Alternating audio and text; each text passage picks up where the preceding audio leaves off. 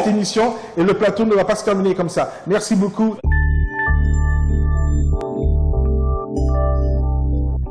L'État du Sénégal paiera le 29 janvier 2015 à ses créanciers des intérêts semestriels d'un montant de 1,625 milliard de francs CFA. Ce paiement entre dans le cadre du remboursement de son emprunt obligataire État du Sénégal 6,50% 2013-2023. Le gouvernement avait lancé en 2013 sur le marché financier de l'Union économique et monétaire ouest-africaine UEMOA un emprunt obligataire de 50 milliards de francs CFA assorti d'un taux d'intérêt de 6,50% payable sur 10 ans. Le montant a été destiné au financement de plusieurs projets programmés dans le budget 2013. L'émetteur s'était engagé à rembourser semestriellement les intérêts. Quant au remboursement du capital, il devrait intervenir après 2 ans de différé. Le paiement du 29 janvier 2015 qui sera débité du compte du Trésor public ouvert dans les livres de la Banque centrale des États de l'Afrique de l'Ouest sera le 3e après 2 autres pour un montant total de 3,250 milliards de francs CFA.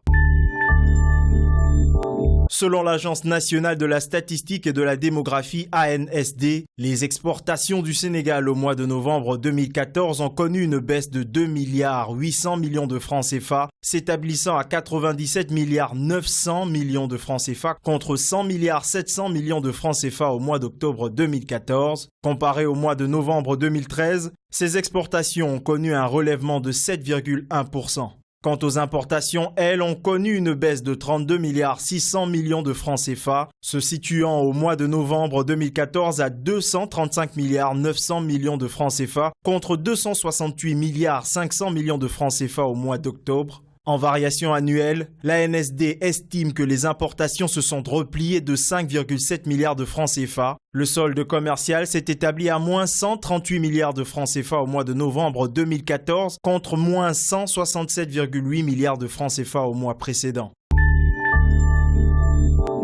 En novembre 2014, l'enquête d'opinion réalisée par la Direction de la prévision et des études économiques DPE auprès des industriels a révélé que 20% d'entre eux ont évoqué la baisse de la demande comme facteur entravant le développement de leurs activités contre 18% pour la concurrence supposée déloyale et 13% pour les délestages d'électricité.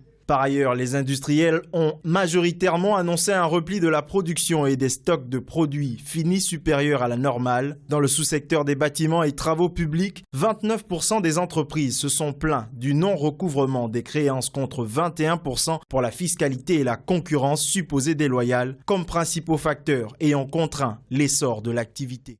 La fin d'année rime toujours avec cadeau.